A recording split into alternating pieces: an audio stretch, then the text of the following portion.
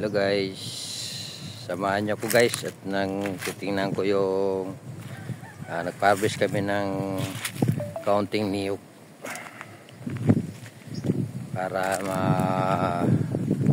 naman natin kasi ano na tuyo na yung iba kaya harvestin na lang. Ito yun guys yung ibang niyog. Yan, yan, babalatan pa yan. Balatan pa siya. So puntahan natin yun guys yung nagbabalat niyan kasi nandito pa sila sa bandang itaas.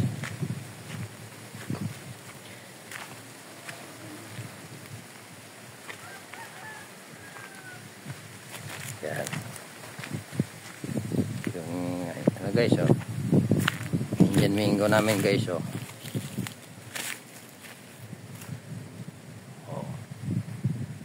medyo maliit pa siya guys kasi matindi ang init dito. Matindi ang init.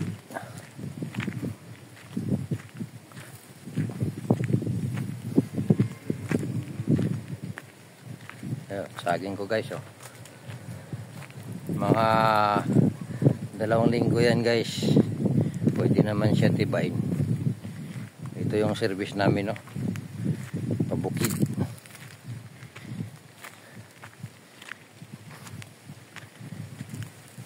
2 linggo pa makatiba na naman ulit ng saging. Yan guys saging lang.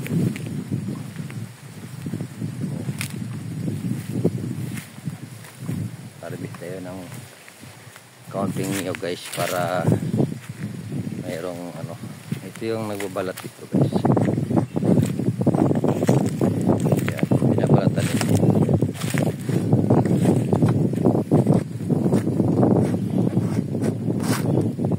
Ito yung binalatan guys yan.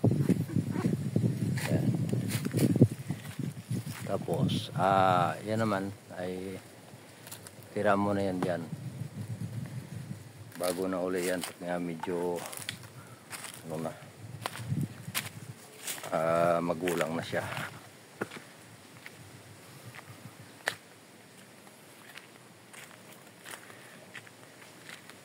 Yan. Mayroon pa yan dito isang babalatan pa nila ito. Kasi yung iba natapos na nila pagbalat andoon na sa bahay, doon sa gilid ng bahay nila nilagay.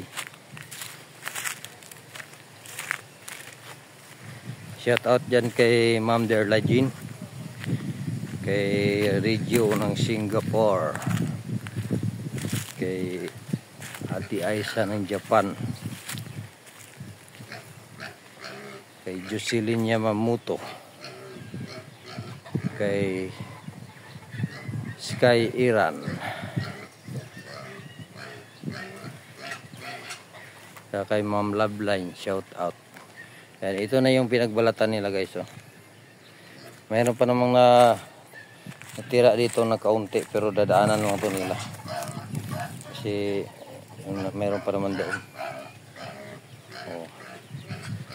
Yan guys kung gusto ng buko buko pa rin yan guys. Hindi naman to lahat harvest ano lang yan, kaunti lang muna yung in-harvest. Yan may mga bunga pa yan guys,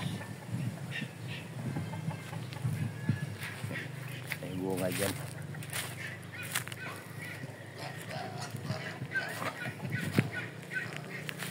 Dito ang paggawa lang ang kulang dito, ang gagawa lang ng salad. Yan ayan mga buko na yan.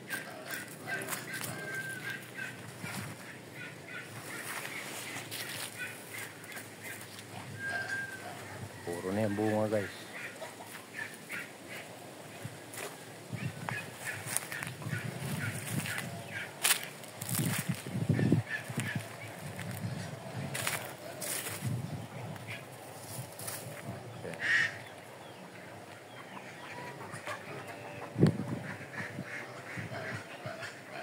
Ingay yung itik guys.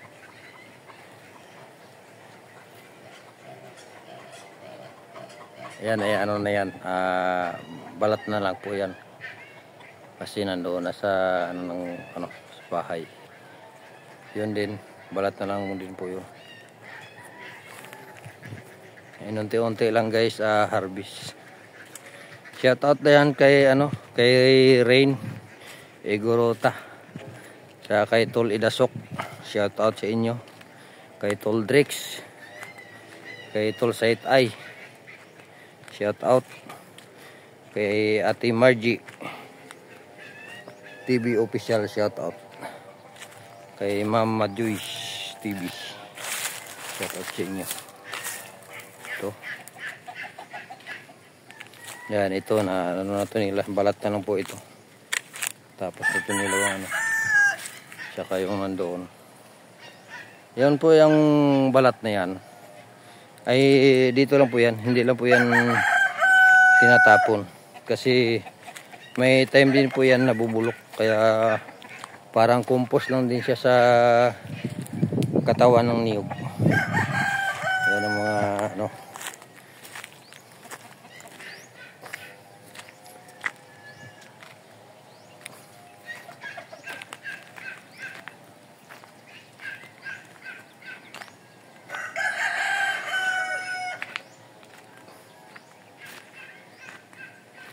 Shout out dyan kay Idol Boy Pasyaw, kay Ma'am Juljin, kay Ate Inday ng Hong Kong, shout out. So, dito po yung tinabunan po namin to. Ito po yun, oh.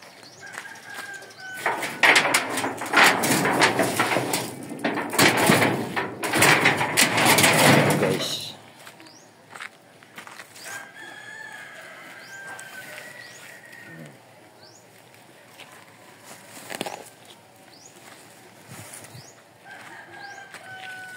Yan, ito po yung ano, niyog na nabalatan na guys. Ibibinta lang po yan ng buo.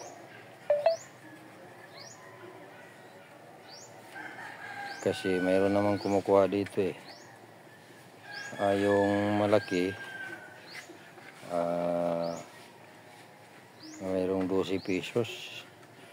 Hindi magkapantay yung ano, yung ano nila guys, presyo. Yung medyo maliit na sa mga ano lang yun, 8. Yun guys, maliit yun. O, nasa mga 8 pesos.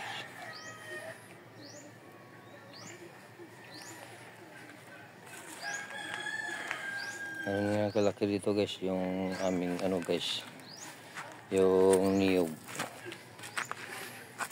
Okay, so yan. Pero kung bibilhin mo to sa palengke guys, pag ikaw magkayod niyan, ikaw lang magkayod nasa mga 20 pesos yan. Pag bumili ka niyan, 20 pesos ikaw kayod. Ayan guys, oh. Tinatabunan na yung ano guys kasi medyo mainit. Bukas pa naman ito kukunin ng nakabili. Tsaka yung nandoon kanina sa pinuntahan ko ay dito rin nila yung dadalhin para maipon lahat. Shout out kay Ate Naisi, tsaka kay Ate Norms. Ito po yung aming produkto dito. Kung sa saging, pinya, kalamansi, yan, mga niyog. Ay, kay radio pala, baka mamaya maghanap ka ng ano ng gata sa buko.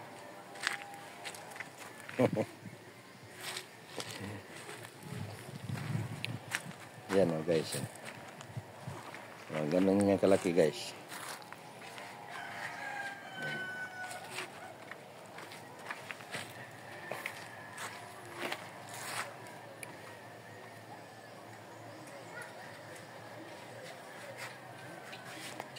Hanggang dito lang muna guys. Maraming salamat. Sana suportahan nyo lang po kung sa aking mga upload. Wag po kayo magsawa na manonood. Maraming salamat guys.